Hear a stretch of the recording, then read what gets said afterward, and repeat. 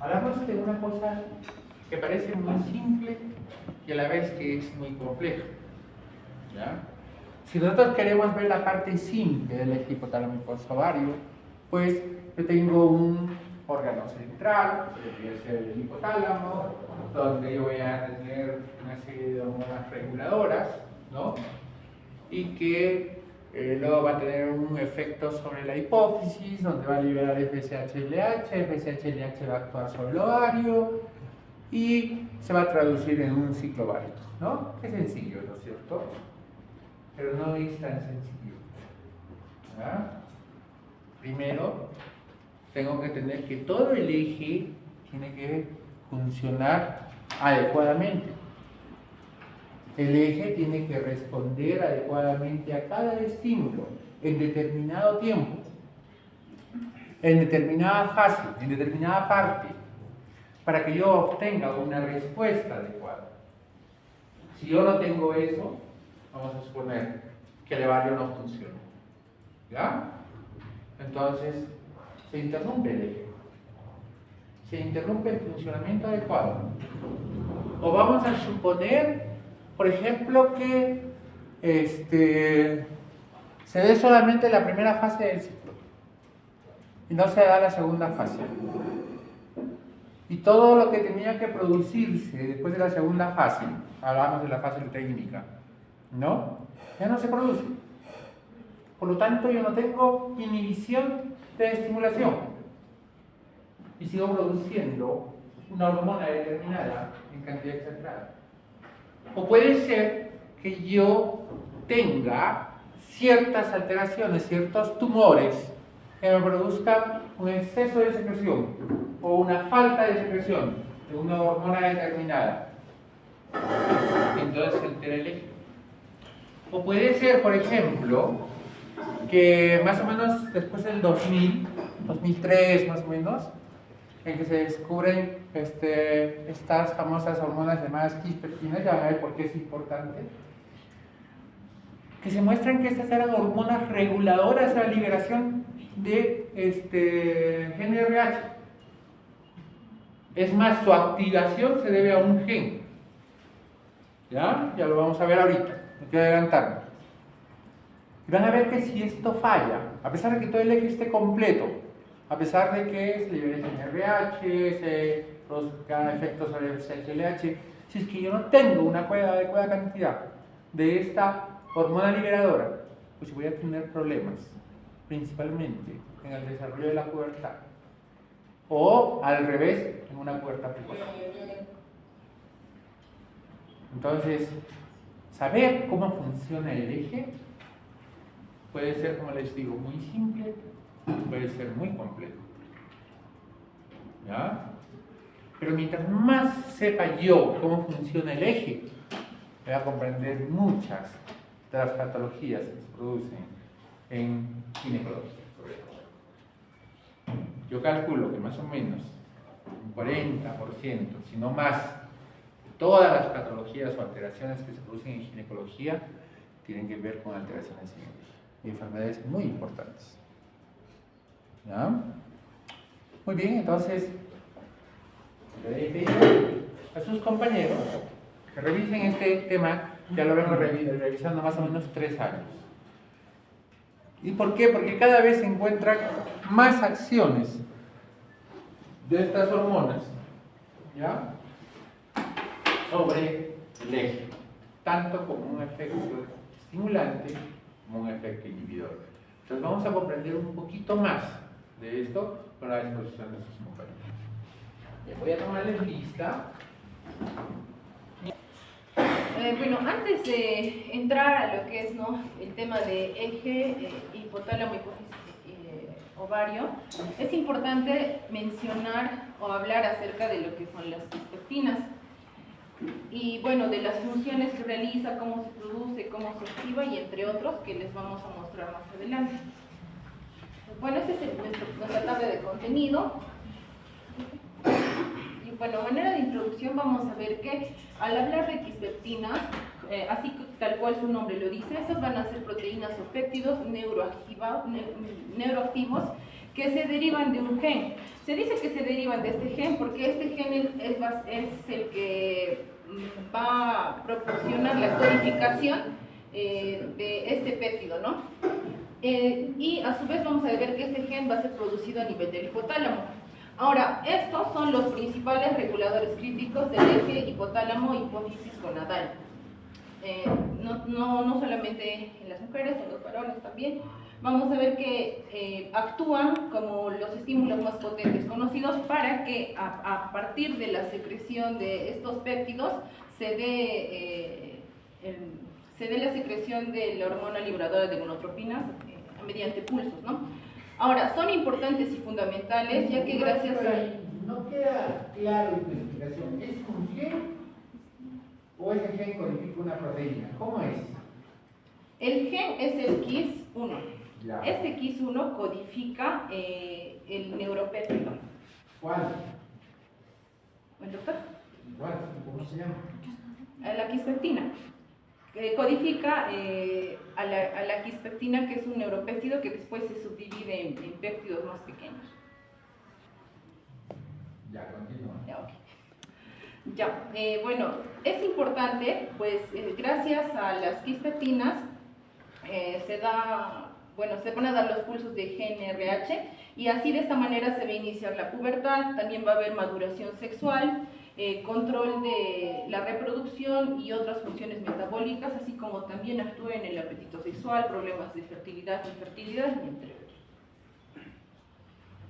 Entonces, vamos a ver el descubrimiento y el gen KIS1. Bueno, como vamos a ver, el gen KIS1 ha sido identificado inicialmente en estudios oncológicos. Esto se dio aproximadamente en los años 1996.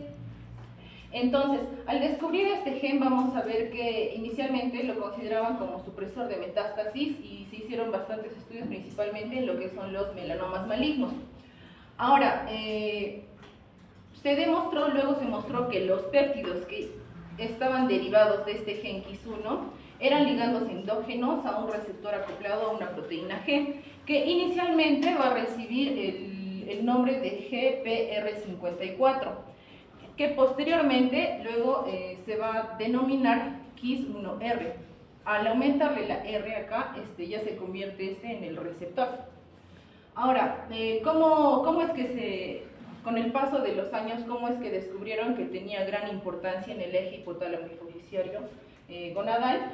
Es porque observaron que tanto en seres humanos como en ratas existían mutaciones a nivel de este gen o de la codificación, y en los pacientes que existía tal mutación presentaban lo que es un hipogonadismo hipogonadotrófico congénito, lo que inicialmente permite conocer este papel crítico que representa en la reproducción humana. Recordemos que en las personas, ¿no?, pues que tienen el hipogonadismo, vamos a ver que las gónadas no funcionan adecuadamente y pues que el problema va a ser a nivel central, ¿no?, porque no hay una adecuada secreción de las hormonas liberadoras de gonadotropinas. Entonces, vamos a ver pues que el gen KIS1 codifica la preproquispeptina, que inicialmente va a ser un péptido de 145 aminoácidos, que posteriormente este va a sufrir una proteólisis generando varios péptidos bioactivos, que son los que se ven en la imagen, dentro de los cuales tenemos quispeptinas 54, 14, 3 y 10, dentro de los cuales el más importante va a ser el 54, porque es el que tiene, se le puede llamar así, más potente. Siguiente, por favor. Entonces, ¿cómo va a ser su neurodistribución neuroanatómica o la ubicación o dónde se produce, ¿no? Vamos a ver que las neuronas quispeptinérgicas se distribuyen principalmente a nivel del hipotálamo y en el hipotálamo se van a ubicar principalmente en dos lugares. El primer lugar va a ser el núcleo arcuato, en donde, bueno, acá nosotros vemos el núcleo arcuato son las que están acá pintadas de color verde, que se encuentran paralelas al tercer ventrículo. Ahora, dentro de las funciones principales, pues aquí se va a dar lo que es la generación de la secreción pulsátil de las hormonas liberadoras de gonadotropina, se regula el tono gonadotrófico basal y también pues se va a dar aquí la mediación de los feedbacks negativos de esteroides sexuales. Por otro lado, vemos también que a nivel del núcleo arcuato tenemos las neuronas KMDY que se van a encargar de expresar lo que es la quispeptina, que actúa en este caso como un acelerador, la neuroquinina B y la dinorfina Y, que es el que frena.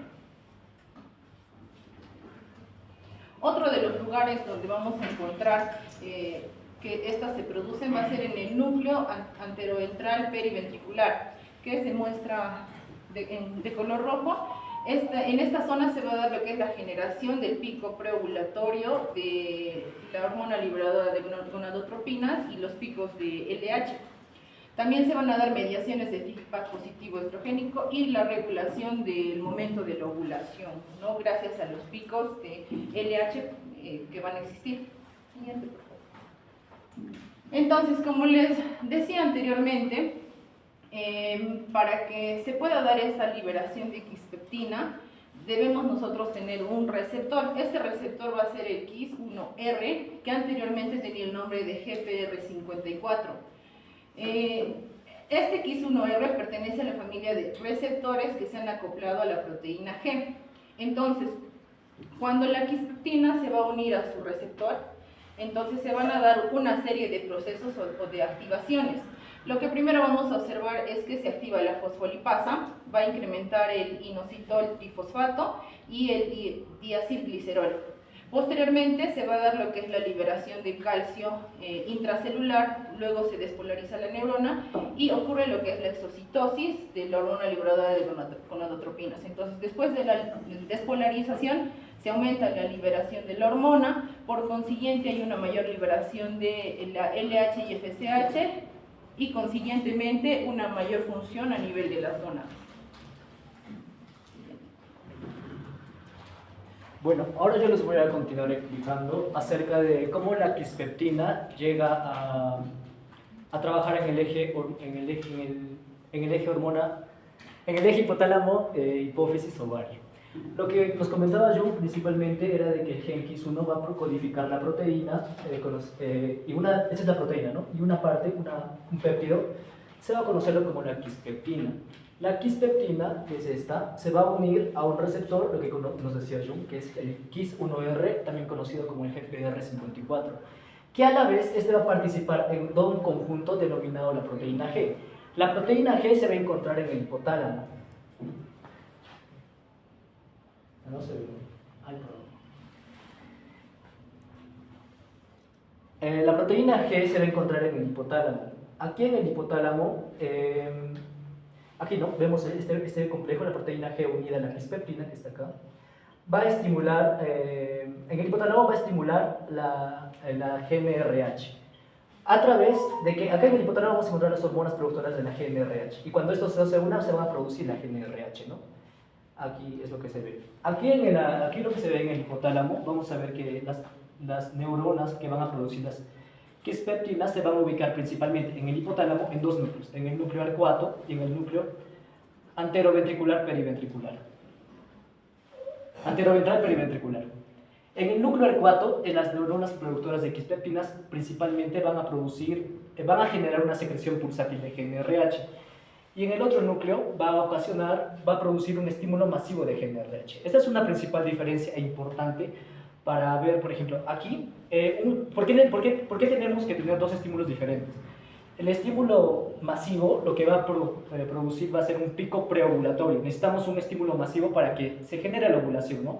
Es por eso que las quispeptinas o las neuronas productoras de quispeptinas que se van a ubicar en el núcleo anteroventral periventricular, AVPD, van a estimular, tienen que tener un estímulo masivo. Sin embargo, un estímulo más constante, más pulsátil, se va a generar a este nivel, que va a poder mantener los niveles de GNRH constantes en el tiempo. Ahora, la siguiente, por favor. Aquí. Ahora vamos a ver cómo se va a activar cómo la quispeptina va a activarse en el eje hipotálamo, hipófisis, ovario. Vamos a ver que la quispeptina va a ser un estímulo del eje reproductivo. Aquí vemos la quispeptina. Lo que les comentaba, ¿no? Se va a segregar la quispeptina en pulsos. Los pulsos se van a dar continuos, le comentaba que se va a mostrar en un momento masivamente y otro momento de forma constante, ¿no? Aquí cuando hablamos de forma constante, se va a liberar entre 60 a 120 minutos constantemente. Aquí vamos a ver el hipotálamo, que la GNRH que va a activar la hipófisis, porque aquí está el hipotálamo, aquí está la hipófisis y aquí está el ovario. El hipotálamo va a activar la hipófisis, principalmente la hipófisis anterior, y la hipófisis anterior, como sabemos de las 6 hormonas, 2 son las que vamos a hablar ahora, la LH y la FSH se van a estimular por los pulsos continuos de GNRH. La LH va a llegar a las células de la teca y la FSH va a actuar en las células de la granulosa, ya a nivel del ovario. La LH que va a activar acá en las células de la teca van a producir andrógenos. Los andrógenos. Y las células de la granulosa van a agarrar esos andrógenos y a través de una enzima conocida como la enzima aromatasa, va a agarrar los andrógenos producidos por las células de la teca y los va a transformar en estrógenos. Tenemos 3 estrógenos. Lo que nos interesa ahora yo creo que es el estradiol. El estradiol o los estrógenos van a participar en la formación de los caracteres sexuales secundarios, van a regular el ciclo menstrual y vamos a hablar ahora también van a participar en el feedback positivo y negativo que ya les comento. Los estrógenos, este es el mismo esquema que les acabo de explicar. Los estrógenos, como el estradiol les comentaba, van a tener cuando estos estrógenos estén continuamente activándose, liberándose por más de 48 horas, van a estimular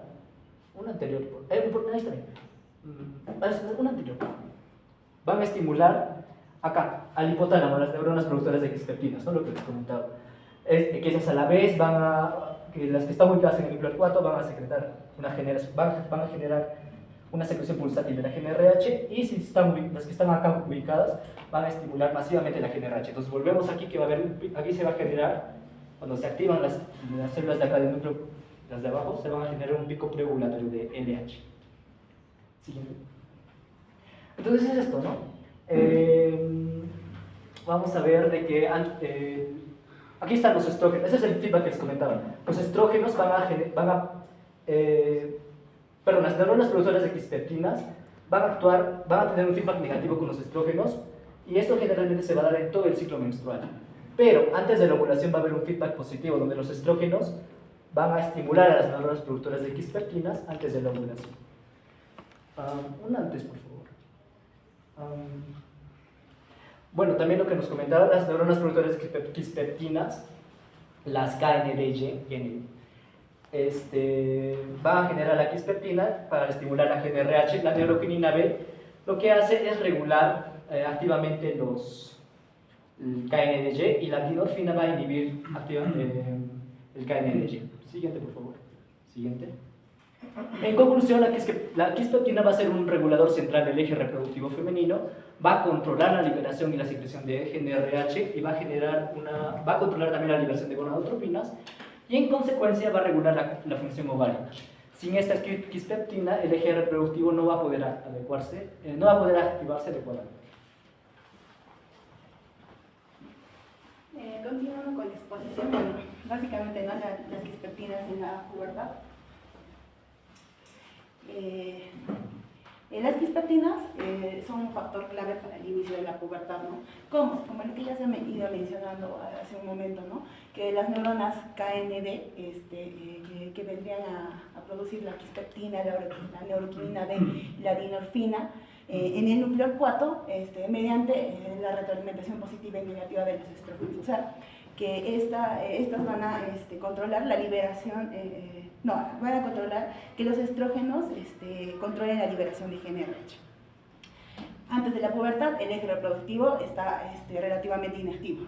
A medida que se va acercando a la pubertad, va a aumentar la expresión de X-peptina y de su receptor KISR1 o también el GPR54, ¿no? Que es otro nombre. Esto estimula, ¿no? que las neuronas de GNRH para que liberen la GNRH de forma más activa. Y bueno, la respuesta de la GNRH estimula la hipófisis y posteriormente libera la LH y la FSH, ¿no? que nos van a dar los cambios puberales. Estos cambios puberales, en cuanto a la mujer, va a ser regular procesos de desarrollo del folículo femenino, va a ser regular la maduración de los ovocitos, la ovulación. En caso del hombre sería regular la regulación de las células de Leydig, la regulación de la espermatogénesis y funciones espermáticas. Existen mutaciones. De las más comunes vendríamos a tener al hipogonadismo hipogonadotrófico y la pubertad precoz. Las quispeptinas vendría a ser o denominarse como el interruptor central del eje reproductivo. Y esto porque si se altera puede causar una ausencia o activación precoz, ¿no? Porque bajo dos mecanismos, ¿no? Puede suceder por mutaciones en el gen KIS1 o también por trastornos en el sistema de quispeptina, ¿no?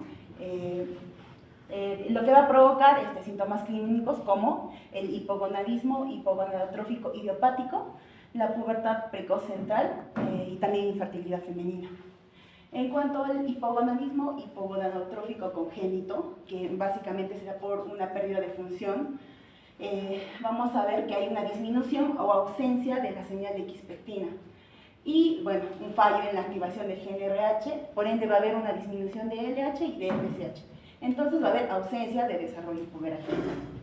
Cuando estamos frente a una pubertad precoz central, en este caso se da por una ganancia de la función, o sea que va a haber una activación prematura de la vía quispeptina, gen RH, por ende va a haber un aumento de la LH y la FSH, pero en edades tempranas. Y se va a dar un desarrollo precoz de los caracteres sexuales secundarios. Como ya se ha ido explicando, la quispeptina se va a dar, o sea, su secreción va a ser pulsátil y no continua. Entonces, sobre todo, va a haber un aumento tanto de frecuencia y amplitud. Estas neuronas que se han ido mencionando, las KND, que están compuestas por las quispeptinas, sobre todo las más importantes, vendrían a ser denominadas como el reloj neuroendocrino. Y como lo había mencionado, el patrón debe ser pulsátil y debe permitir una secreción normal, ¿no?, de LH y FSH. O sea que sin señal de quispeptina, la gen RH no es pulsátil y por ende va a haber un descenso en las gonadotropinas. Para la generación del pico preovulatorio de la LH, la secreción, ¿no?, como habíamos mencionado, importante debe ser pulsátil de la gen RH. Esto es importante para que se libere de forma normal la LH y la FSH. Entonces, las neuronas conocidas como KNDY van a ser la quispeptina, la neuroquinina B y la dinorfina. La quispeptina estimula la gen RH, la neuroquinina B inicia el pulso y la dinorfina inhibe y finaliza el pulso. Entonces, debe haber un equilibrio entre el estímulo de la quispeptina y su inhibición para mantener un ritmo fisiológico, ¿no?, de la gen RH. De todas estas, la más importante es la quispeptina.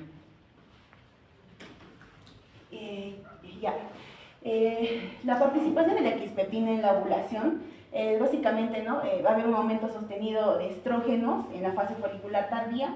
Esto va a estimular a la hormona quispeptina y, bueno, se va a dar, ¿no?, la liberación de la gen RH.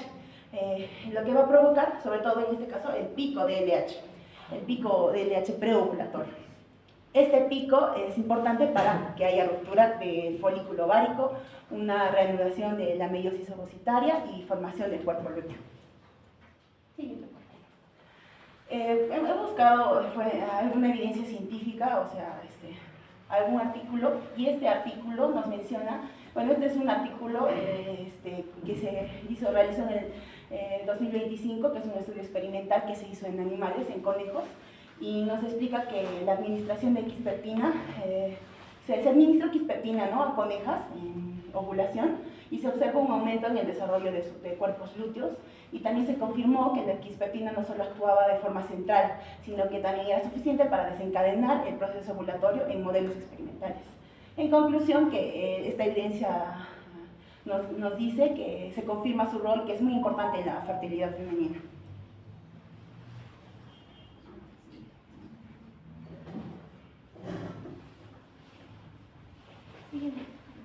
Ahora vamos a pasar a lo que son las alteraciones clínicas del eje de quispeptina.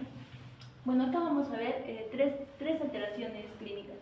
Dentro de ellas vamos a ver que la quispeptina va a formar o va a participar generando lo que es la hormona gonadotropina coriónica humana, y por lo tanto este eje va a funcionar dentro del hipotálamo hipófisis ovario.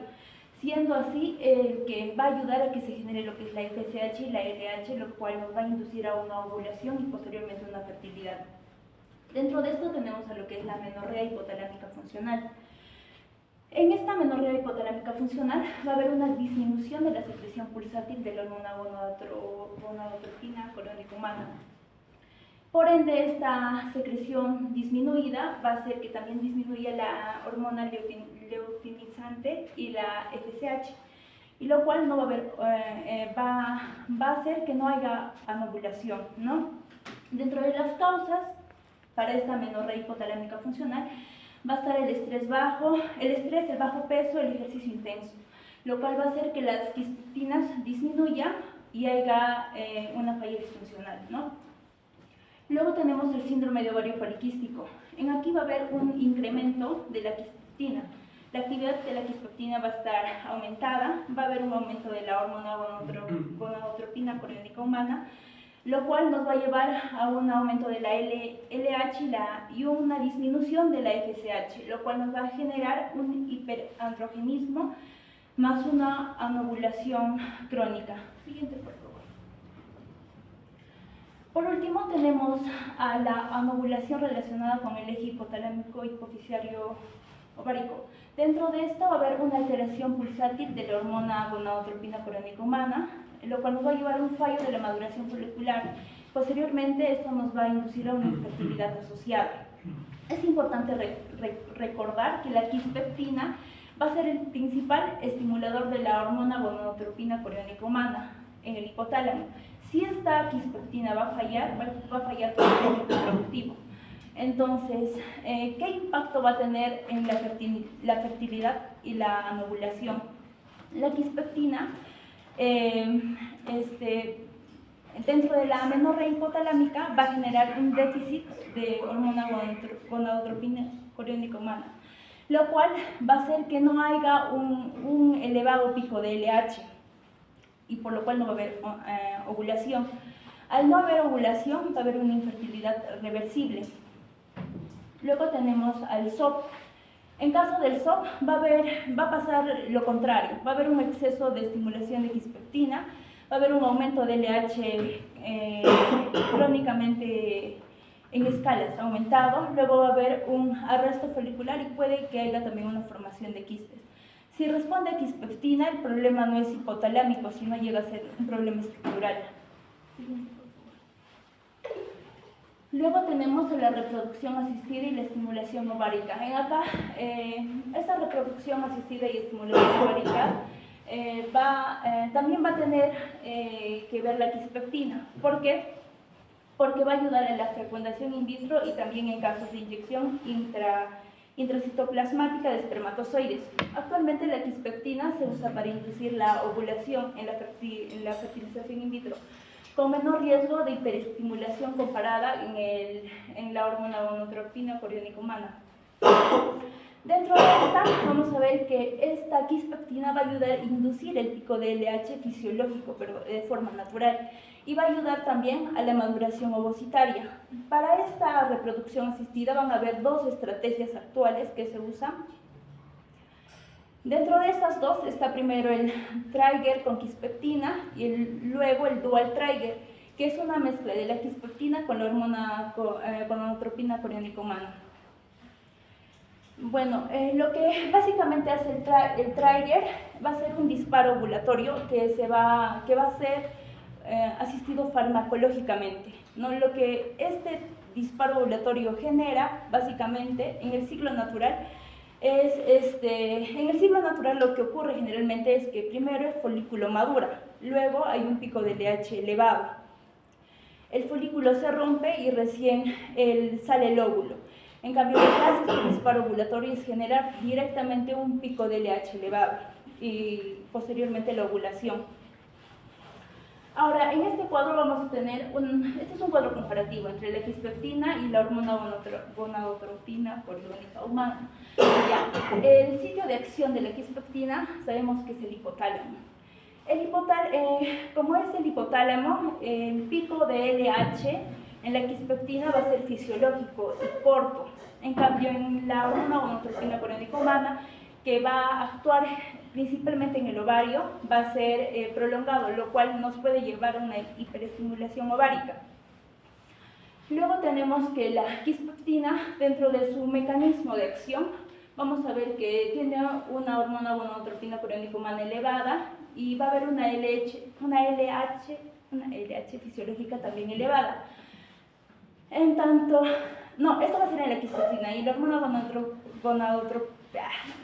gonadotropina coriónica humana, esto ya también va a tratar de imitar esta LH, esta elevación de LH. Ahora, la quispeptina va a tener una vida media corta y la HCG va a tener una vida larga. En resumen, vamos a ver que la quispeptina va a inducir un pico de LH fisiológico a través del eje hipotálamo-hipófisis, con menor riesgo de hiperestimulación ovárica, mientras que la HCG va a actuar directamente sobre el ovario, generando el estímulo más prolongado y va a haber, por ende, un mayor riesgo de hiperestimulación ovárica. Bueno, para ya finalizar el último tema, que es la función de las quispeptinas en el embarazo. Sí, por favor. Bueno, primero unos detalles que va a hacer la quispeptina en un embarazo saludable, un embarazo normal. Primero va a favorecer la implantación, ¿no? Que va a promover la adhesión del embrión al endometrio por medio de moléculas de la adhesión. Que aumenta el factor inhibidor de la leucemia, lo que va a estimular la desidualización del estroma. Regula la invasión trofoblástica, que va a ser una limitación de la migración e invasión excesiva, ya que va a inhibir las metaloproteínas, la MMP2 y la MMP9, y participa en la vascularización, interviene en la angiogénesis y contribuye a la remodelación de las arterias espirales. También favorece la tolerancia inmunológica, ya que promueve la diferenciación de linfocitos T vírgenes en células T reguladoras y previene el rechazo fetal.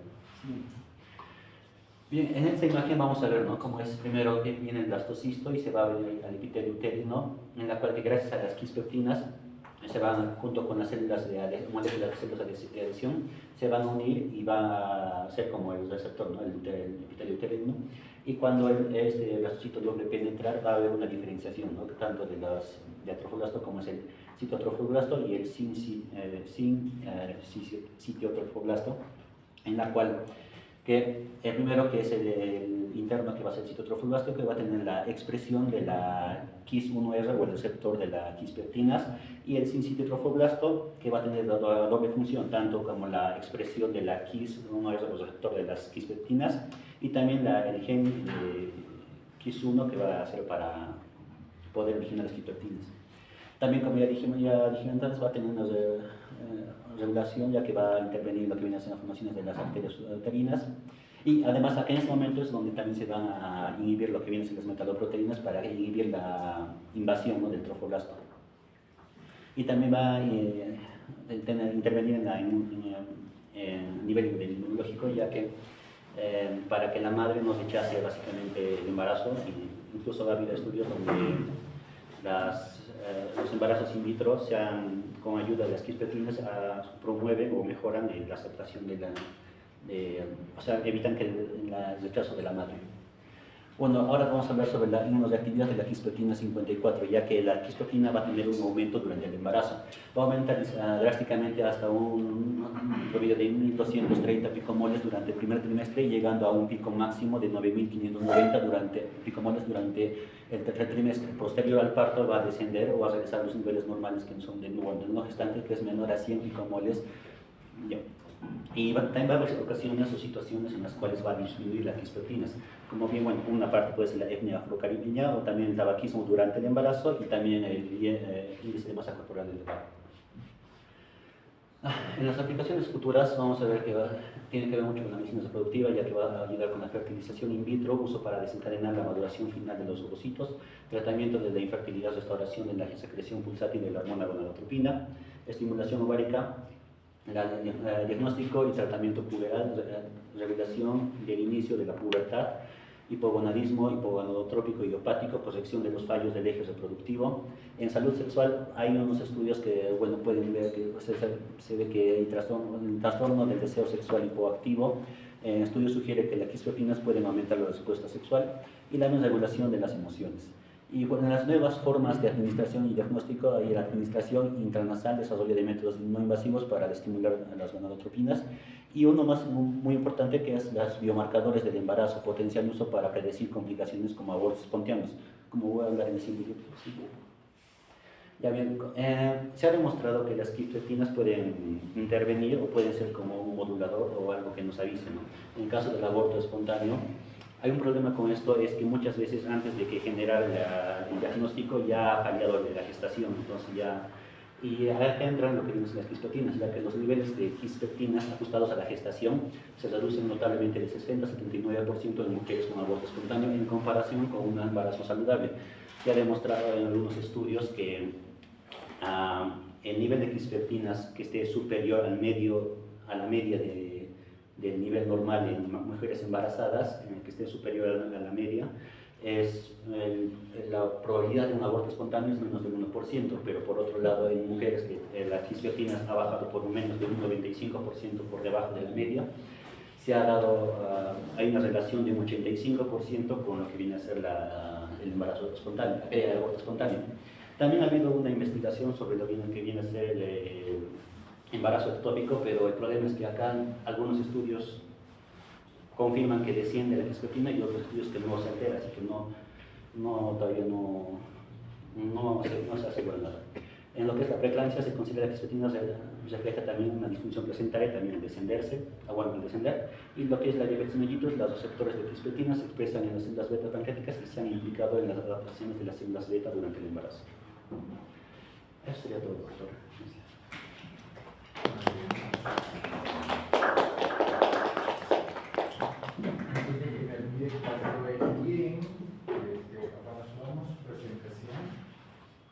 Tienen que escribir como archivos adjuntos su bibliografía, con el texto completo y traducido. Si no, no leo, no me gusta leer en inglés. ¿Ya? Bien, están expuestos. Jóvenes, pregunten.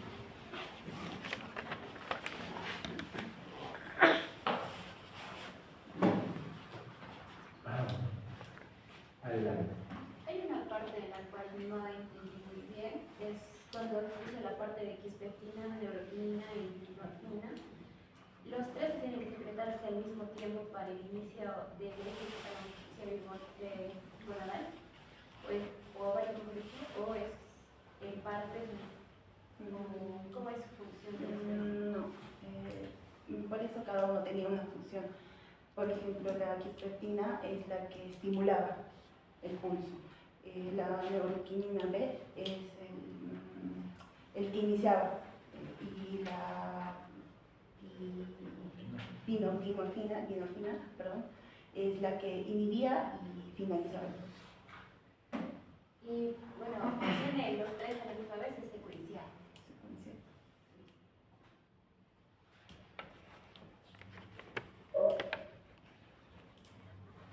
¿Cómo es su liberación? Me preguntaron.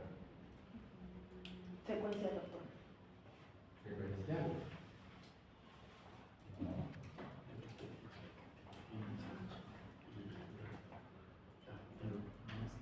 El grupo que le pregunta, importante.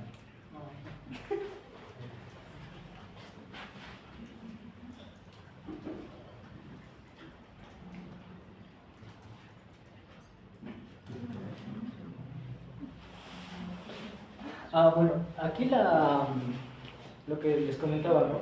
Dentro del hipotálamo vamos a encontrar las neuronas productoras de quispeptinas. Estas neuronas productoras de quispeptinas, una de ellas van a ser conocidas como la KNDY. Estas son... Son las neuronas. ¿Perdón? Son las neuronas, son las quispeptinas, si quieres. Sí. Y bueno, estas neuronas van a producir la quispeptina, que van a estimular la GnRH. La neuroquinina B lo que va a hacer es regular la actividad de la KNDY. Y la dinorfina va a inhibir la actividad de la KNDY.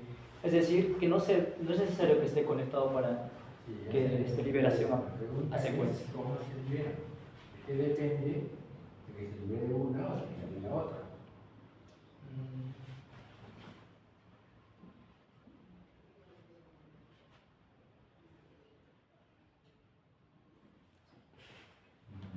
Doctor, depende del entorno, o sea, depende de la homeostasis del cuerpo, ¿no? Porque nuestro cuerpo está regulado por diversos tipos de hormonas y señales.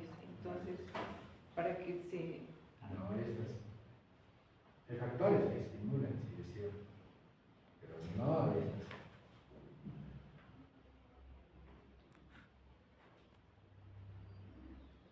Otra pregunta. Adelante. ¿La quispertina puede actuar a cualquier nivel del eje hipotálamo, hipófisis ovario? ¿O empieza siempre desde la hipófisis? El hipotálamo actúa, liberando la GnRH. Estimulando la liberación de GnRH. Muy bien, pero ese es incompleto. Aquí quispertina actúa sobre la GnRH y actúa directamente sobre el vago. ¿Ya? Tiene acción directa sobre el vago. ¿Qué más? Otra pregunta. Adelante. Mencionas, ¿cuándo empieza el estímulo masivo? Porque mencionaste que la secreción pulsátil es mayormente cuando se mantiene en 60, 120, ¿no es cierto? Ajá.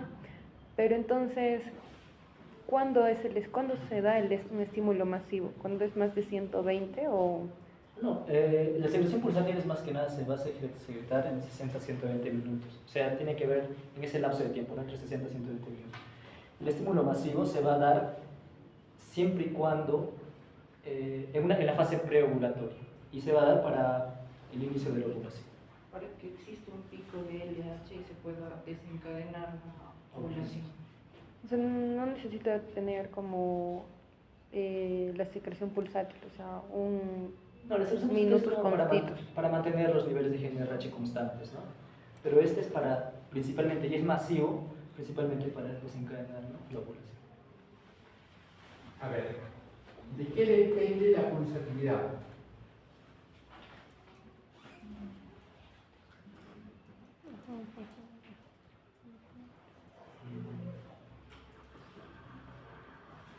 Depende de la estimulación de la...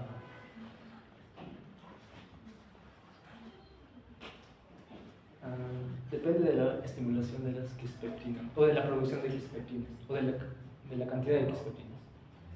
Es más, la liberación de la quispertina está asociada justamente a la pulsatividad.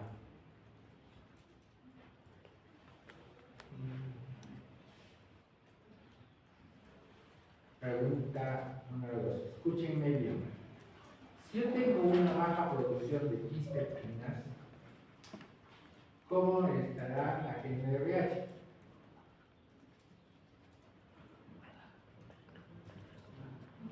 O tengo una producción nula de quispertinas, ¿cómo estará la GnRH?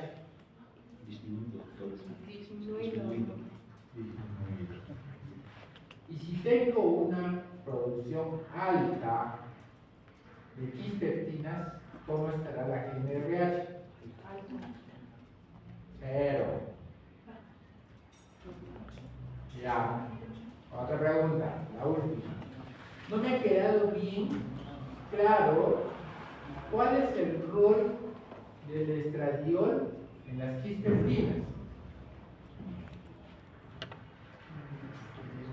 Tú has tratado, has explicado el rol del estradiol antes del pico ovulatorio, pues, pero no me ha quedado claro. ¿Puedes explicármelo otra vez? Sí. ¿Es de forma sencilla? Sí. A ver. Sigue. Bueno, la quispertina va a estimular el pulso de... No, sí, ya. Dime así en palabras claras. ¿El estradiol tiene un efecto estimulante o inhibidor sobre las quispertinas? Esa es la pregunta. Estimulante. ¿En qué momento?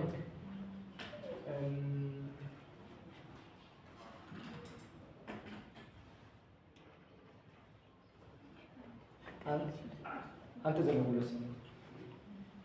Sí, te deseo.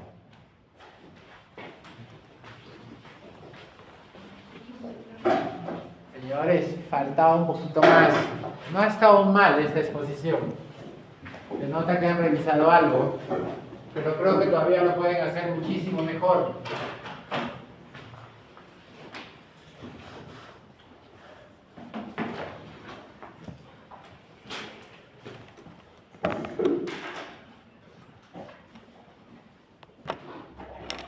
Bien. Traten de seguirme y si hay algo que aclarar, vamos a aclarar qué es lo que está pasando. Gonadotrofinas o gonadotrofinas, ¿ya? Hablamos de sustancias, hormonas que actúan directamente sobre las células germinales, tanto en el varón como en la mujer, ¿de acuerdo? ¿Cuál es la función principal de estas hormonas? Preservar la especie, ¿ya?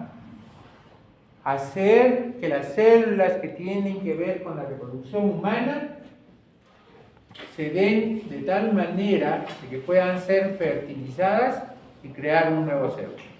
Ese es el objetivo final de la función de este eje, es ese.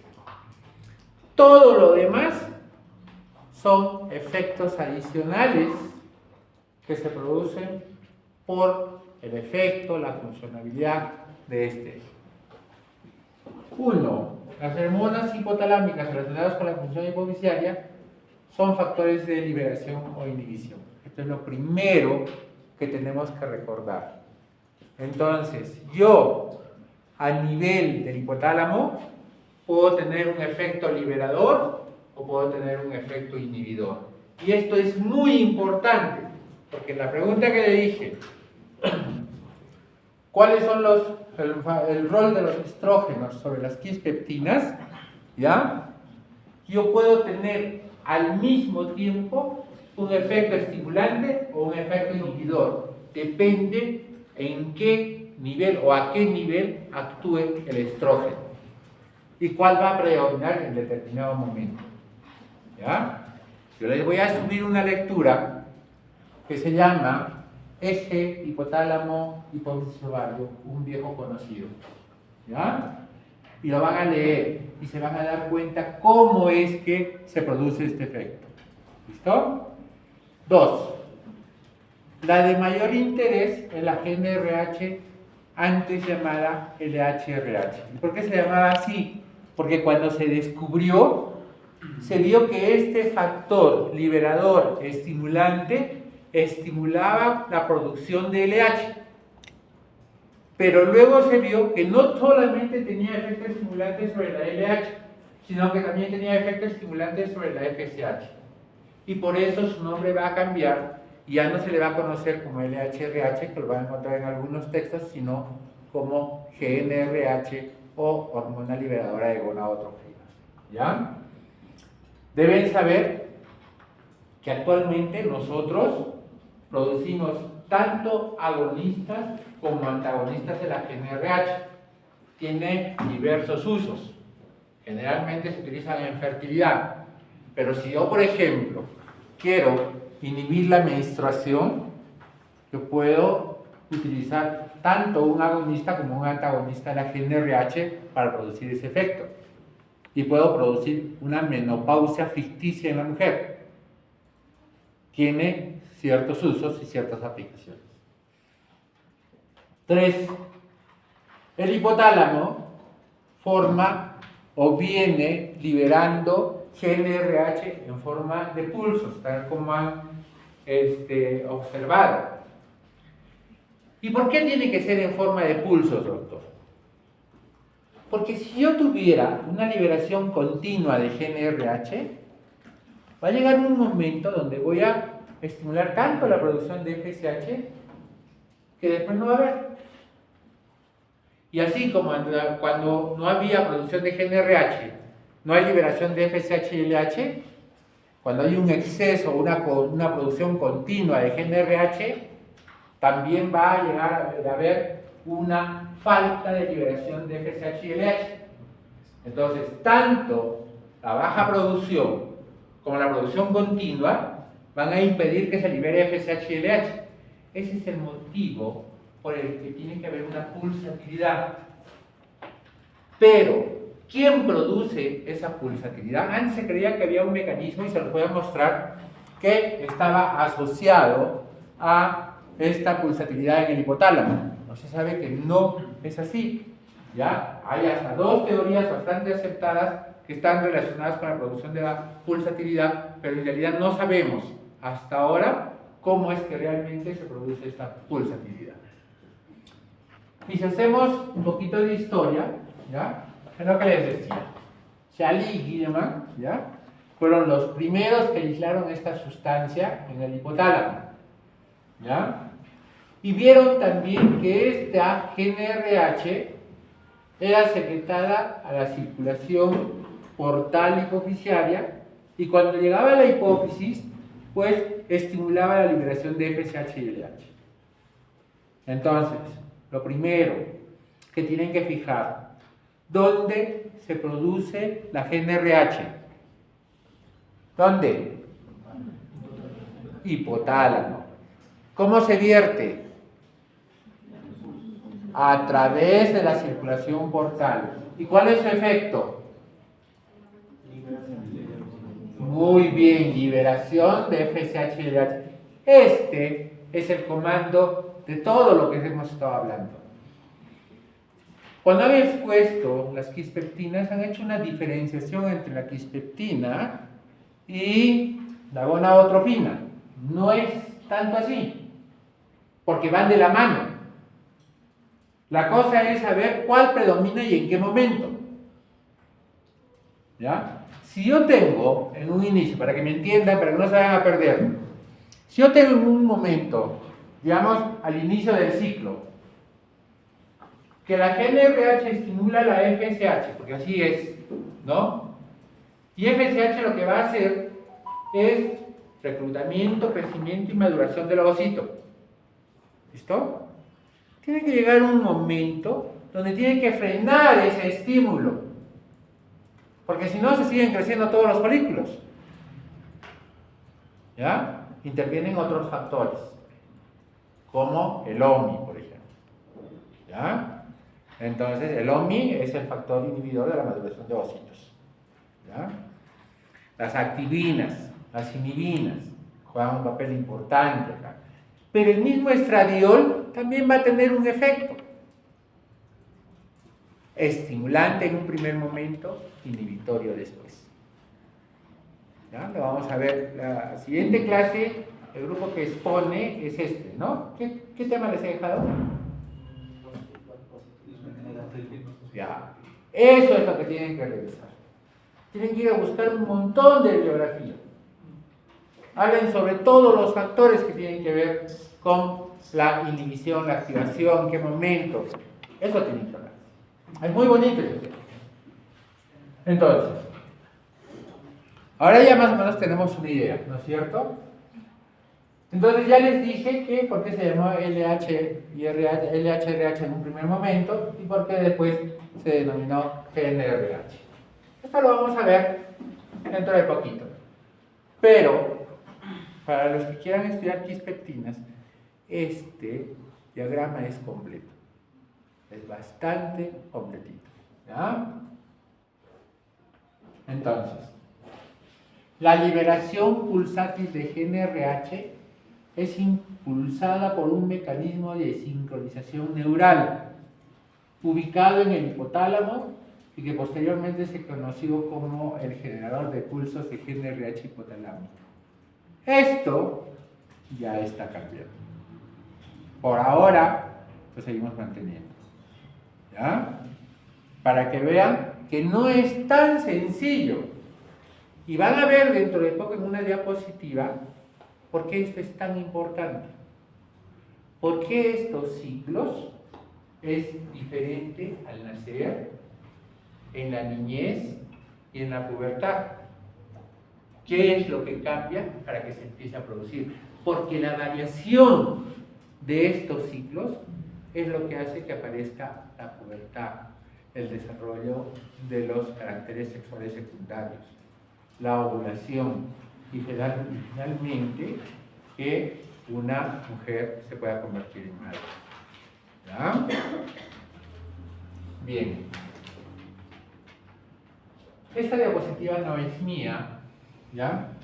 Es de la doctora María Alejandra Velardo, y ella es una ginecóloga endocrinóloga argentina. Y ella postula esto. Ella en su escuela postula de la psiconeuroinmunoendocrinoginecología. ¿No? Parece complejo, ¿verdad? Parece algo que se lo hubiera inventado, pero tiene mucha razón. Y acá nos dice, en otras palabras, que todo el sistema nervioso central, tiene que ver con la producción de GNRH. ¿Ya? Y lo ven ahí, el sistema límbico, con el hipocampo, la amígdala, el septum, que como ejemplos, no son los únicos. El sistema paralímbico, con los cuerpos temporal, orbital y prefrontal, y otras. La glándula pineal, que tiene que ver con la retina, el hipotálamo, la epífisis, todos estos, incluyendo ciertos neurotransmisores o neuromediadores, ¿ya? Tienen efectos sobre el sistema nervioso central y periférico. Y esto es importante. ¿Por qué es importante? Porque no existe, y lo van a ver cuando hablemos de amenorreas, existe un tema que a mí me gusta tocar mucho, es el de amenorreas hipotalámicas. ¿Ya? Y entonces, a manera de broma, yo les decía en la primera clase, ¿no? Las pacientes gorditas, ¿por qué pueden dejar de menstruar? ¿Cómo te puedes? Hoy se sabe muchas cosas al respecto, ¿ya? Siendo la libertina una de las cosas que más vamos a estudiar cuando hablemos de esto, ¿no? ¿Por qué las pacientes que bajan de peso, ¿no?, pueden llegar a dejar de menstruar? ¿Por qué el estrés puede hacer que no menstruen? Eso les decía, ¿no? Ustedes están ya 6 años sin menstruación. ¿No es cierto? ¿Sí o no? Dame un ejemplo de amenorrea por estrés.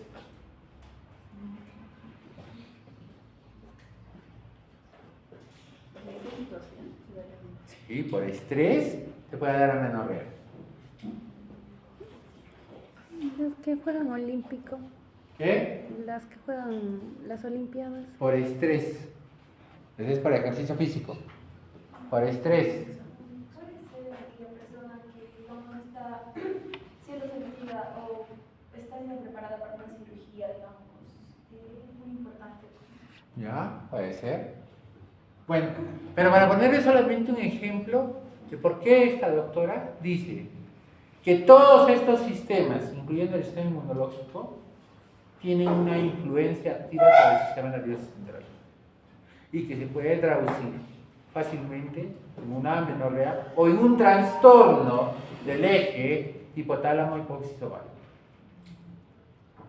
¿Ya? Entonces, ella dice pues de que si todo esto actúa a nivel del hipotálamo o por encima del hipotálamo, pues yo voy a tener efecto en cualquiera de los órganos que tengan que ver con su liberación o con su inhibición de estas hormonas, incluyendo las gonadotrofinas, ¿ya? Siendo quizás la más importante. Bien, y entonces yo te decía que el eje hipotálamo hipófisis ovario tiene como finalidad el desarrollo folicular, el crecimiento del folículo para que éste madure y pueda producirse la ovulación, y obviamente con ello la regulación del ciclo menstrual. ¿Ya? Porque si este se altera, este también se altera. Esto va a depender de todo esto, de la GNRH, y ya sabemos que la GNRH depende de quién, de las quispeptinas, de la FSH, la LH. Yo puedo tener una buena producción de GNRH, pero puede que no tenga una buena liberación de FSH o de LH, que es sobre la que va a recaer la principal acción. La principal producción de la GNRH se va a dirigir a la formación y producción de LH, no tanto de FSH. ¿Ya? Y esto pues va a tener efectos sobre la foliculogénesis, y la foliculogénesis va a producir hormonas, ¿no es cierto? El crecimiento folicular, ¿qué produce? ¿Liberación de qué hormona? Estrógenos, ¿no? Siendo el estradiol el principal. ¿Qué otra hormona? Progesterona, ¿no? Y esto obviamente depende de la pulsatilidad, tal como les he mencionado, de los circuitos de retroalimentación, ¿ya? Y saber que estos varían a lo largo del ciclo. Y esta será la palabra clave para que me respondan. No es lo mismo que yo inhiba la producción de FSH al inicio del ciclo, ¿ya? Porque ahí es donde necesito que se libere más FSH, ¿ya? Y ya vamos a ver en la próxima clase, cuando hablemos del ovario, vamos a ver que el ovario no solamente hace que se produzca crecimiento folicular, sino va a producir que aparezcan los receptores específicos para estrógenos y para progesterona, que en un primer momento, van a ser factores estimulantes para que se libere más FSH. Pero eso es en los primeros días. Después, más o menos, en el día 6 o 7, los niveles de FSH van a caer. Mecanismo necesario para que se produzca el folículo dominante. ¿Ah? Por ponerles un ejemplo. Entonces, en el eje hipotálamo hipófisis ovario, las hormonas pueden interactuar entre sí. ¿Ya? Además, deben saber que todas esas hormonas que les he mencionado, aunque creo que tengo una diapositiva más adelante, todas son bien parecidas. ¿Ya? Todas tienen una cadena alfa, todas tienen una cadena beta. Y la única que varía es la cadena beta. Es lo que le da la especificidad a cada una de las hormonas. ¿Ya? Que todas estas hormonas pueden actuar sobre diferentes órganos. ¿Ya? Que hay una finalidad y hay un objetivo común, que es una adecuada función reproductiva. Entonces, si este eje no funciona, yo voy a tener una serie de alteraciones, como por ejemplo, amenorreas. ¿Ya? Las hormonas del eje hipotálamo hipófisis ovario, estamos hablando de GnRH, FSH y LH para lo que nos interesa. Hay otras, les voy a mostrar ahorita. Son hormonas polipeptídicas y proteicas y se almacenan en las vesículas secretorias. En cambio, las hormonas esteroideas, ¿cuáles son las hormonas esteroideas? ¿Cuáles son? Claro, el estradiol y la progesterona, la testosterona, ¿ya? Todos derivados del colesterol, no se almacenan. Esto ténganlo siempre en cuenta, ¿ya? Y vean lo que yo les decía. ¿Se acuerdan que les dije al inicio que todo el sistema nervioso central está interrelacionado en la producción y liberación de GnRH? Pues acá está el ejemplo, ¿ya? Vean todas las vías comprometidas, ¿ya? Con la liberación y producción de GnRH. Todas. No falta ninguna.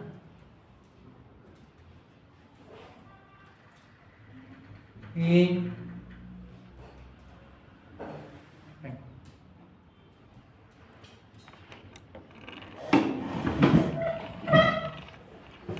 a ver, háganos un recuerdo de anatomía. Dime, ¿dónde está el tálamo?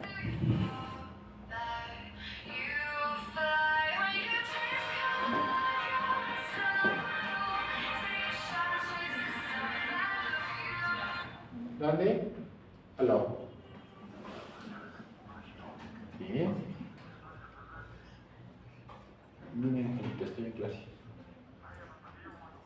Ya. ¿Cuál es el tálamo?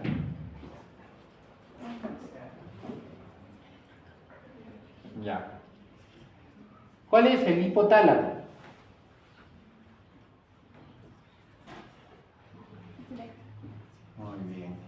¿Cuál es la hipófisis?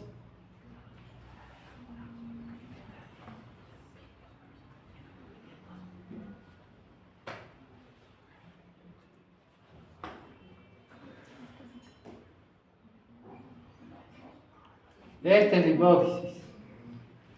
¿Cuál es el tallo hipofisiario? No, el tallo hipofisiario es esto.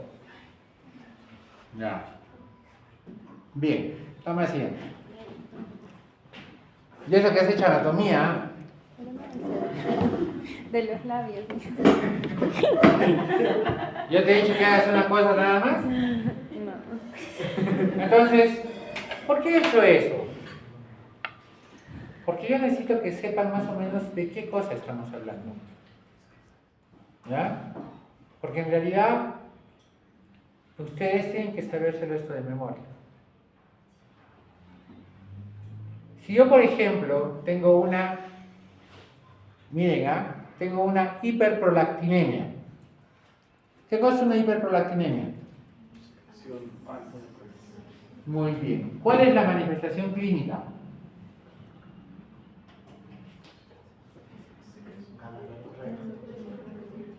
Secreción, es una, pero tiene otras. ¿Ya? Dolor de cabeza. ¿Ya? Alteraciones visuales. Diplopía, alteraciones del campo visual. ¿Y por qué creen que tendrá alteraciones del campo visual? Por eso, ¿no? ¿Y dónde está pues el nervio óptico? Acá. ¿Ya? Es el quiasma óptico, por acá pasa el nervio óptico. Entonces, si yo tengo un tumor hipofisiario, ¿ya? Llamado macroadenoma, y empieza a crecer, pues me va a dar alteraciones visuales por esa ubicación. ¿Ya? Pero si yo no sé esta parte de dónde está la hipófisis y por dónde pasa el nervio óptico, pues ¿cómo creen que yo voy a saber por qué tiene alteraciones visuales una paciente que tiene hiperprolactinemia? Y si tiene alteraciones visuales, yo ya no necesito ni siquiera una resonancia para sospechar que esa paciente tiene una tumoración a ese nivel.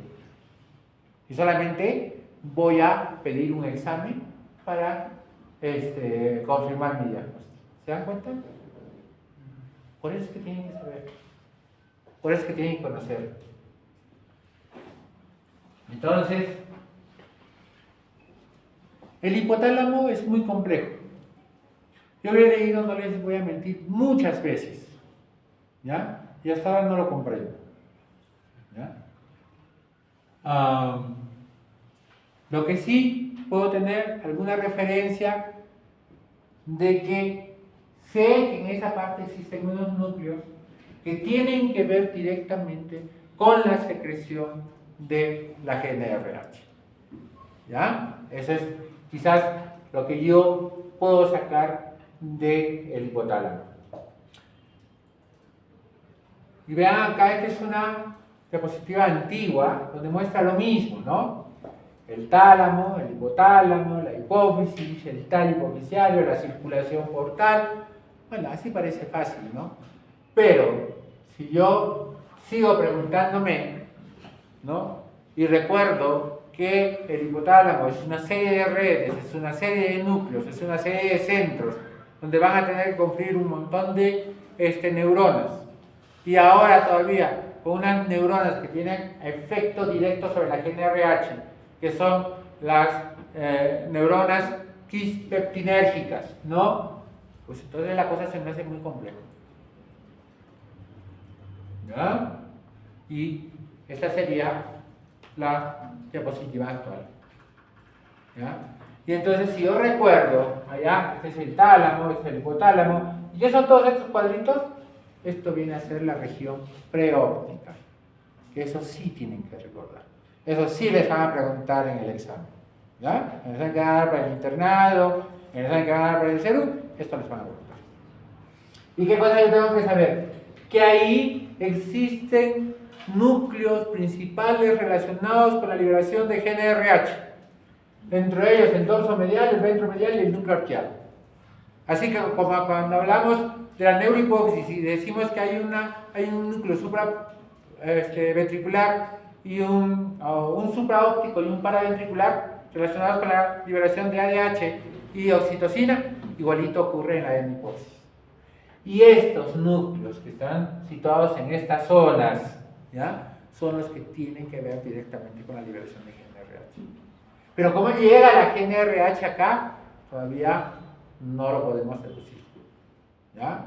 Sabemos que las quispeptinas tienen que ver tanto con su producción como con su liberación. En parte lo han nombrado los que han expuesto y yo les voy a mostrar una diapositiva de cómo se produciría esto, ¿ya? Y todo esto pues se libera a la circulación, a nivel del sistema porta, y luego se liberan los factores de liberación. ¿Y cuántas hormonas hay? Ahí tienen todas las hormonas, creo que me faltan algunas, que están relacionadas con la liberación de hormonas en la hemihipófisis, ¿no? Y de todas estas, a mí la que me interesa es esta, la hormona liberadora de gonadotropinas o GNRH, que va a producirse, ya les dije, en el núcleo preóptico y anterior, en la hipófisis anterior, y que estimula la secreción de gonadotropinas. ¿Y cuáles son las gonadotropinas, señores? FSH y LH. Y acá quizás sí tener en cuenta esta, la hormona inhibidora de prolactina, que no se sabe dónde se produce tampoco, que se libera en la hipófisis anterior y que obviamente tiene que ver con la inhibición de la secreción o la producción de prolactina. Entonces, en resumen, el hipotálamo depende del cerebro interno y por tanto está sometido a emociones, a tono vital. Actúa en una serie de zonas, como el hipocampo, en la amígdala, en la glándula pineal, y así como en el resto de neurotransmisores. Y recibe una respuesta recíproca. Así como yo tengo efecto en, también tengo efecto de. Y entonces yo puedo tener efecto de la dopamina o de enfermedades que tienen que ver con reacciones dopaminérgicas, y pues puedo hacer de que tenga respuestas que no las esperaba en determinadas trastornos. Y entonces acá está lo que han revisado sus compañeros. Y entonces hablamos de las neuronas de GNRH y cada vez se va volviendo más complejo, ¿no? Y si ustedes se fijan acá, pues acá está la KIS1, acá está el receptor de la KIS1, está TAC3, el receptor de TAC3, CAL1, todas estas ya se están estudiando. Todas estas tienen efectos directos sobre la producción de GNRH, ¿ya? Estos doctores, en el año 1989 hicieron un estudio en el cerebro de ratoncitos, ¿ya? Y decían, las neuronas de la GNRH se producen en la placa olfatoria. ¿Con qué está relacionada la placa olfatoria? ¿Recuerdan? ¿Alguien recuerda? Así breve. Con la neurohipófisis, ¿no es cierto? ¿Ya? Porque la neurohipófisis se cree que se inicia su migración en la placa olfatoria. ¿Listo? Bueno, y ellos decían, ¿no? Y que esas neuronas luego migraban al hipotálamo, donde se encuentran distribuidas difusamente en el área preóptica, que es lo que les he mostrado, y en áreas más caudales como en el hipotálamo medio basal. Bueno, esta teoría todavía está en vigencia. Se cree que esto se produciría así, ¿ya? Entonces, es un proceso que implica la integración de señales de orientación, moléculas de adhesión, factores de crecimiento y neurotransmisores. Ahí está. Muy bien. En 1984, Sibur y Adelman codificaron el gen GNRH1, ¿no es cierto? Que ya lo han explicado sus compañeros, ¿ya? Y este GNRH1, ¿qué codifica? Codifica la GNRH. Pero luego se vio que la GNRH necesitaba una activación, ¿ya? Y también se vio que su acción dependía de que se acople un receptor. O sea que para que se active tenía que acoplarse en un receptor. Y a ese se le va a conocer después de mucho tiempo como el gen receptor de la GNRH. ¿Ya? ¿Listo? Por eso se le llama también acoplado a una proteína G. Bien, saber que la GNRH aparece desde la vía intrauterina, ¿ya? Y que una vez activada la GNRH va a liberar FSH y LH. Y finalmente, que para que tenga efecto, su secreción tiene que ser pulsátil. Y esa pulsatilidad varía desde 60, 90, 120 minutos, dependiendo en qué periodo del ciclo yo estoy. De eso va a depender. Y esto lo explicaron sus compañeros, pero no lo explicaron tan claramente como yo se los voy a decir. Y es que yo tengo que saber de qué estoy hablando. ¿Estoy hablando de síntesis de GNRH o estoy hablando de liberación de GNRH? Perdón, de FSH-LH. ¿No? Y él bien lo dijo, ¿no? La GNRH, dice, se une a su receptor específico, por lo tanto se activa, ¿no? Y esto va a alterar la conformación y se va a acoplar una proteína G que después va a activar el sistema de nilciclasa y la proteína quinasa C, y acá falta la actividad del calcio, ¿no es cierto? Porque mientras uno, para que actúe, tiene que ingresar calcio, para el otro tiene que salir calcio, ¿no es cierto? Así es, ¿ya? Y esto pues va a permitir que se active la proteína quinasa y se libere toda esta cascada, ¿no? Entonces yo voy a tener síntesis de gonadotropinas, síntesis de FSH-LH. Pero si me voy por el otro lado, ¿no? Si me voy por el inositol trifosfato, lo que voy a tener es liberación de GNRH. ¿Listo? Entonces, eso para que quede. Y acá está lo que yo les decía, ¿no? Sí, ya sé que se produce el pulso. Si tiene que haber pulsos para la liberación de las quispectinas, tiene que haber pulsos para la liberación de GNRH, y eso se va a traducir también en que la FSH y la LH se van a liberar de acuerdo a estos pulsos. ¿Listo? Pero ¿quién genera estos pulsos? Y veamos, en 1980, el primer concepto que hablaba del generador de pulsos de GNRH hipotalámico, y que se ha mantenido por más de 20 años, decía, ¿no?, que la pulsatilidad era intrínseca a las neuronas de GNRH. En otras palabras, que dependían de las neuronas quispectinas, ¿no? Lo que ahora conocemos como neuronas quispectinas. Y esto, como les dije, ya va quedando en desuso, porque no es cierto, no es de todo cierto. ¿Ya? Otro grupo argumentó que las neuronas que no son GNRH dependientes, ¿ya?, y que se sitúan en el hipotálamo medio basal, se dirigen a la red de las neuronas GNRH, o sea que tienen efectos sobre las neuronas GNRH y favorecen la liberación intermitente de GNRH. Esto lo propuso el doctor Harrison, pero tampoco queda muy claro, pero es una teoría que se acepta. Lo cierto es que aún nosotros no sabemos quién comanda la liberación de estos pulsos para que se libere GNRH y por consecuencia FSH-LH. Pero cuando se empezó a hacer un estudio de esta generación de pulsos, se vio que había variaciones, y que había variaciones no solo en cuanto a la edad, sino que había variaciones dependiendo de en qué etapa del ciclo yo estaba. ¿Ya? Y entonces ellos dijeron que hay dos fases, una fase incremental y una fase estable. La fase incremental, como se los dije, ocurre en los primeros 5 días. ¿Ya? Y obviamente esto va a hacer que los niveles, principalmente de FSH, empiecen a elevarse. ¿Ya? Y ahí se alcanza valores hasta un 70% superior al inicial, y coincide con el cese de feedback negativo de los estrógenos. ¿Ya? Hasta ahí había un freno de los estrógenos para que ya no se siga liberando más FSH. ¿No?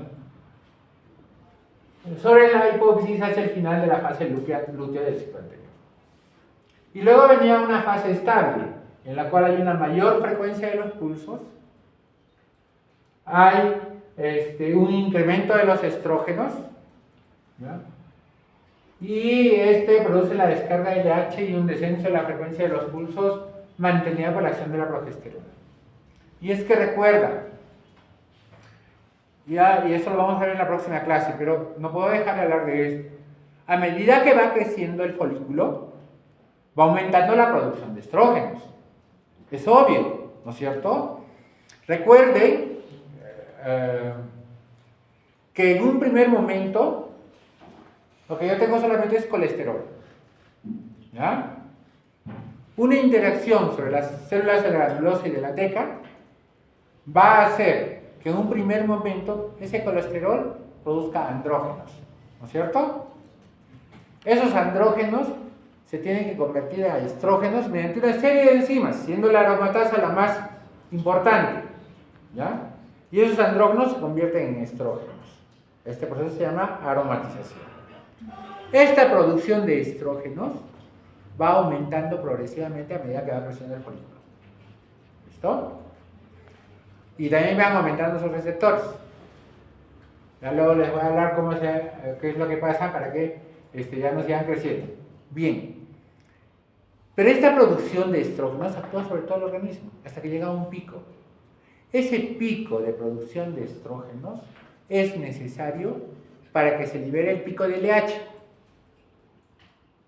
Y el pico de LH se eleva para que se produzca 36 horas después de la ovulación.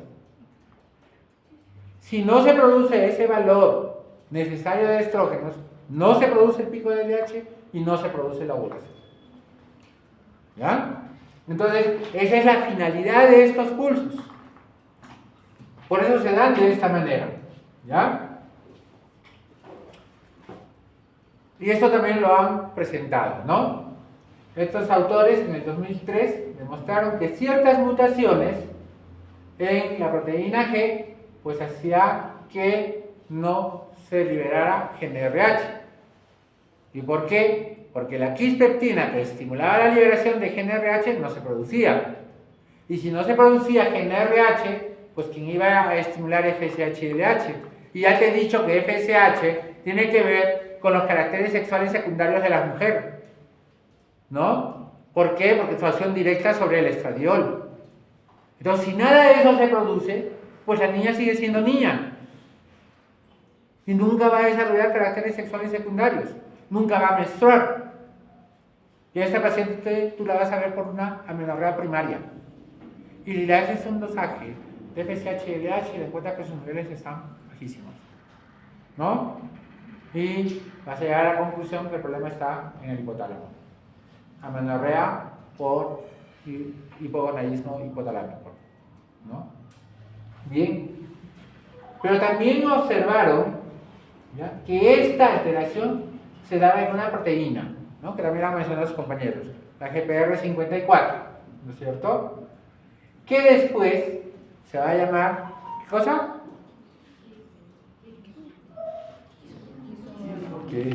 La RX1, ¿no es cierto? ¿Ya?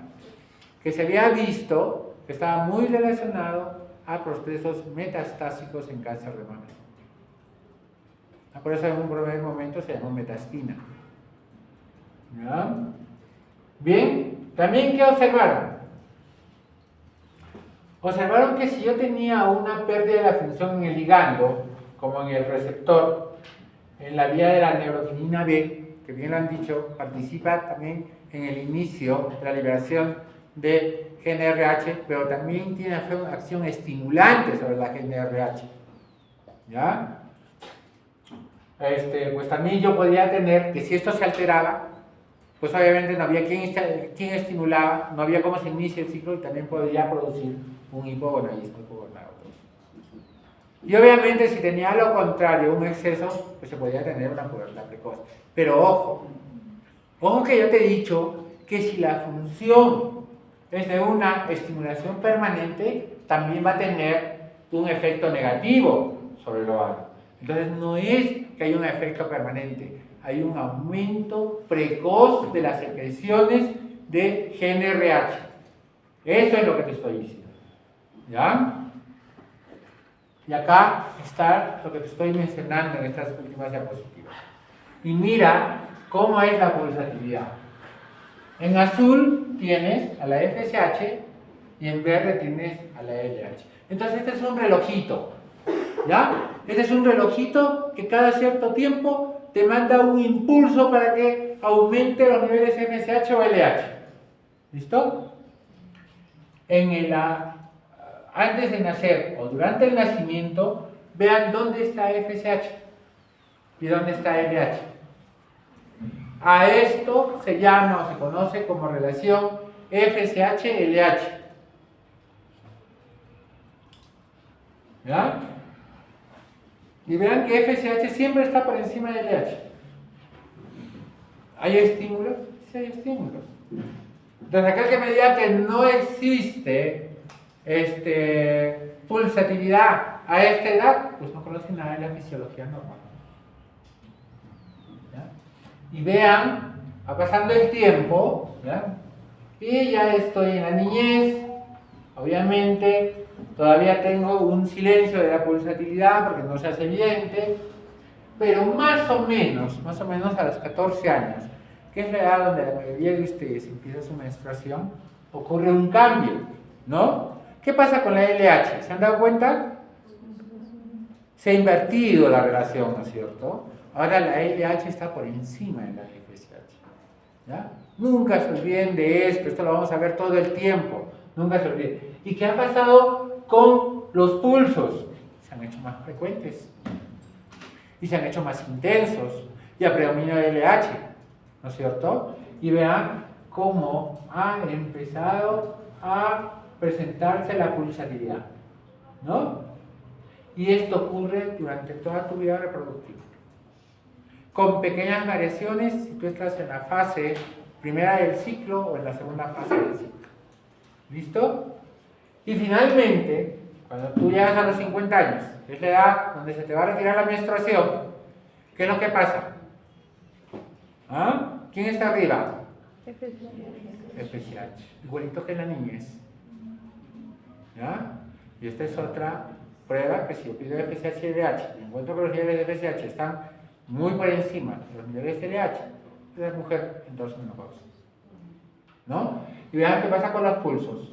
Se van a mantener, pero se mantienen altos o bajos. Altos. ¿Y por qué sucede eso?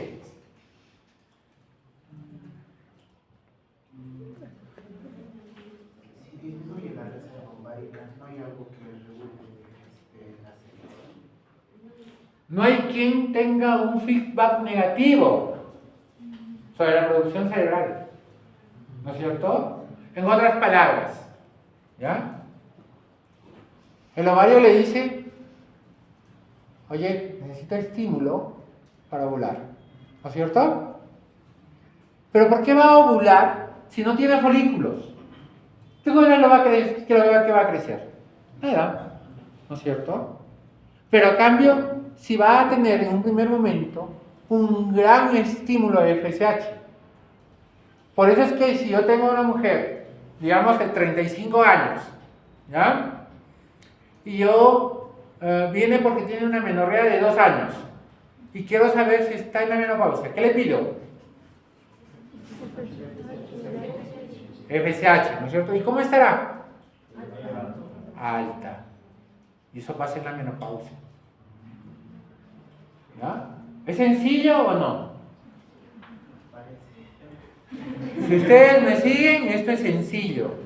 ¿Ya? Es solamente darnos cuenta de qué es lo que está sucediendo. ¿Listo? Muy bien. Avancemos. Ya nos queda media hora. Y luego tenemos a las neuronas KN de lambda, ¿no? Para ustedes, a partir de ahora, se llaman las neuronas Candy. ¿Listo? ¿Han visto Candy cuando eran chiquitos? No. ¿Sí? ¿No has visto? ¿No tenías televisión? Ah, ya. Comprensible. ¿Y por qué? Para que no te olvides. ¿Ya? Y Candy no es más que el nombre, la inicial de las neuronas que vamos a estudiar, ¿no? Quispeptina, neuroquinina y dinorfina. Las dos primeras con efecto estimulante. Y la última con efecto inhibidor. Listo. Más sencillo no te lo puedo hacer. ¿Ya? Y entonces, quispectina estimula la liberación de GnRH, neuroquinina B estimula la liberación de GnRH y es el mecanismo iniciador de la liberación de GnRH, mientras que la dinorfina es un opioide endógeno con acción inhibitoria de la liberación de la GnRH. ¿Listo? Sencillo. ¿Qué más te puedo decir de las quispectinas que ya no hayan dicho tus compañeros? Que es una hormona peptídica de longitud variable de aminoácidos. Por eso las diferencias que tienen. Los péptidos quispectina comparten una secuencia carboxiterminal común necesaria para su acción en los receptores quispectina. Ya hemos visto que si no se une a su receptor, no tiene acción. ¿Listo? Y ahí te lo muestro. La ausencia del receptor Kis1 resulta en fallos en el inicio de la pubertad y alteraciones reproductivas. Por el contrario, las mutaciones, ¿qué hacen la mayoría de mutaciones? Hacen una hiperestimulación. ¿Ya? Y por eso dice, las mutaciones activadoras de Kis1 y Kis1R conducen a la pubertad precoz de origen central. Se libera antes de tiempo el estímulo para la maduración de los caracteres sexuales secundarios. ¿Listo? La activación de los receptores de la quispectina en las neuronas de la GnRH, liberación de GnRH en la circulación portal hipoficial local y posteriormente liberación de FSH-LH es parte del camino normal. Pero las quispectinas también, como lo han mencionado, parece que no solamente está relacionado al funcionamiento del eje hipotálamo hipofisovario. Cada vez se van descubriendo más efectos secundarios al tener acción directa sobre el ovario. Uno, por ejemplo, de ellos es que se ha descubierto que estas hormonas podrían tener un efecto, una actividad cerebral en el sistema límbico y en el comportamiento. Y como así parece ser que estimula, ¿no?, la atracción sobre el sexo opuesto, estimula la sexualidad, estimula la reproducción. ¿Ya? Solo por ponerles un ejemplo que podría tener otros efectos que no están relacionados solamente con el eje hipotálamo hipofisovario. ¿Ya? Si nosotros hablamos de neuroanatomía de las quispectinas, la GnRH y la relación entre las neuronas CANI y las neuronas GnRH, pues vas a tener una serie de mecanismos estimulantes y vas a tener una serie de efectos inhibitorios. Y es importante que lo sepas, sí es importante que lo sepas, porque hay determinadas sustancias que, por ejemplo, no se explica por qué tendría un efecto inhibitorio a nivel del hipotálamo. Directamente esa sustancia sobre la GnRH efectivamente no tiene ningún efecto, pero sí las tiene sobre las neuronas CANI. Entonces vean, por ejemplo, los esteroides sexuales, vean, la progesterona, ¿ya?, que se libera principalmente al final del ciclo alco, ¿ya?, va a tener un efecto negativo sobre las neuronas CANI. O sea, una retroalimentación negativa, si se quiere. En cambio, los estrógenos van a tener una retroalimentación positiva. Y eso es lo que pasa. Al final del ciclo, los estrógenos y la progesterona caen. ¿Ya? Ese es el preámbulo de que va a venir la menstruación.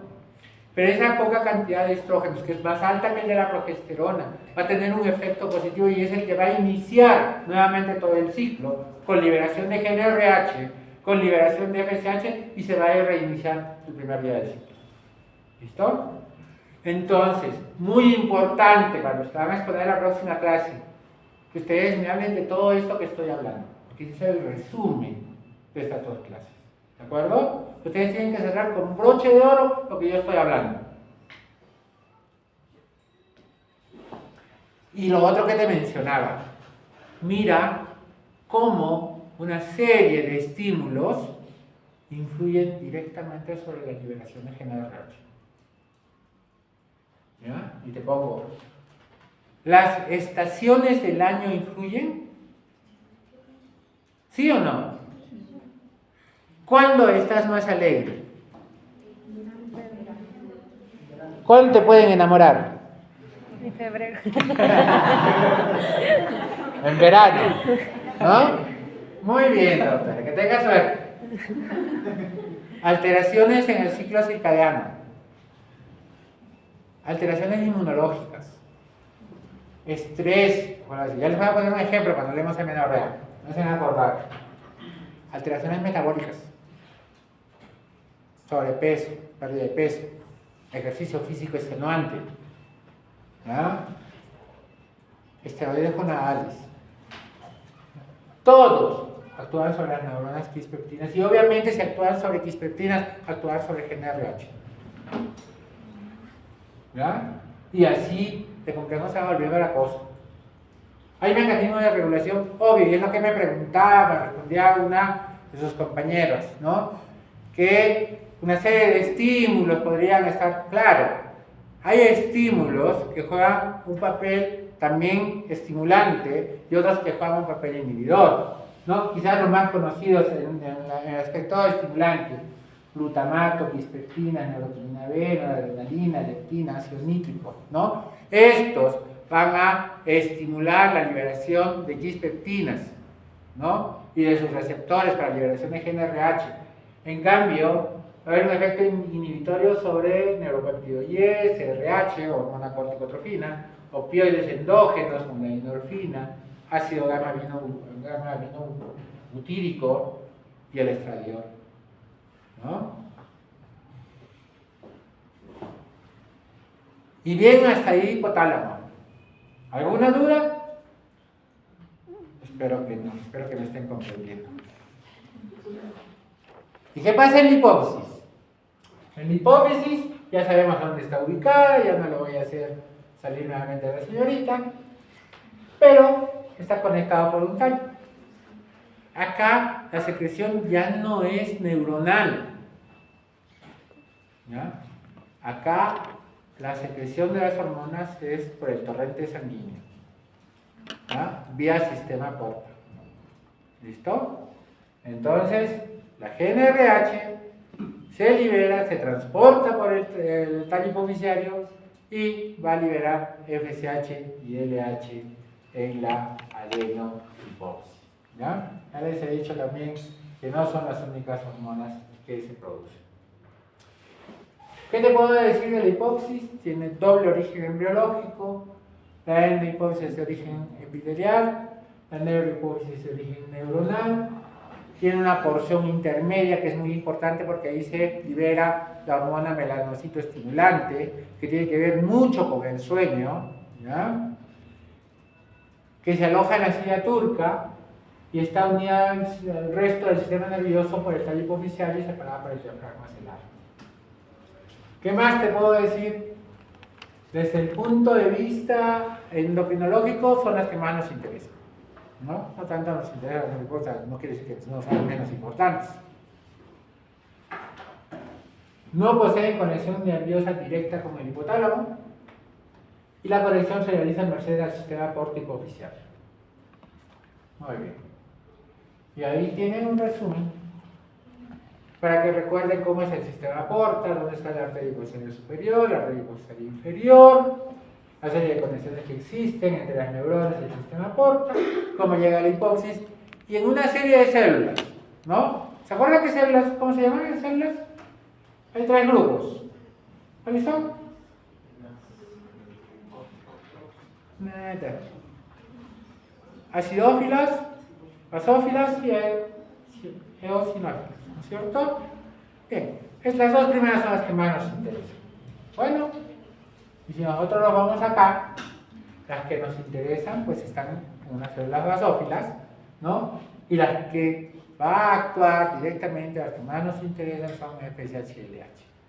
¿Y por qué, doctor, me pone usted todas estas? Porque todas son, ya les dije, casi igualitas. ¿Ya? Todas comparten la misma cadena alfa. Lo único que varía es la cadena beta, inclusive con la HCG. Por eso se llama beta HCG. Porque la cadena beta es la que la diferencia de los demás. Pero la beta HCG se produce en el trofoblasto, ¿ya? No en la hipófisis. Y ahí tienen otra imagen más de lo mismo.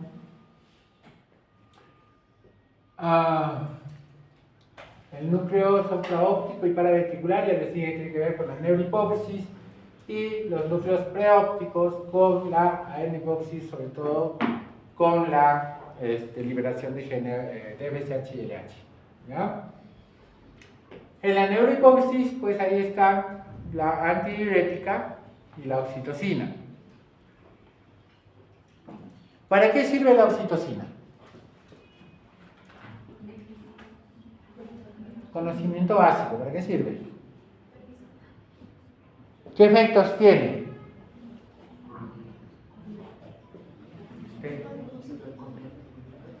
Contractibilidad. Ya. ¿Qué otros efectos tiene? ¿Está por gusto ahí? Se sabe pues que la oxitocina es parte o forma parte de los mediadores que tienen que ver con el mecanismo de inicio de trabajo de parto, ¿no es cierto? Con las contracciones uterinas. También se sabe, o se le conoce la oxitocina como la hormona del amor, ¿no? ¿Sabían eso, no es cierto? Así es, ¿no? Por eso yo tengo unas obstetrices que se paran colocando oxitocina cuando salen. Sí, intravenosa. Y a propósito, ¿cuánto dura la oxitocina? Por vía intravenosa. ¿Cuánto dura? ¿Quién sabe? ¿Nadie? Tarea para la próxima clase. ¿Ya? ¿Cuánto dura? Se van a sorprender. Y la vasopresina tiene que ver con el mecanismo de homeostasis hídrico del organismo, ¿no es cierto? También llamada antidiurética. Muy bien. Y sigamos ahora con las hormonas hipofisiarias. ¿Listo? Entonces, las hormonas hipofisiarias, yo ya te mostré que hay una serie de hormonas, ¿no? TSH, HCG, prolactina, relaxina, un montón. Pero las que más me interesan son estas dos. ¿Listo? LH y FSH. Ya te dije también que la subunidad o la cadena alfa es idéntica a todas. Que la cadena beta es la que le da especificidad. Y algunas peculiaridades. Luego yo te voy a decir qué otras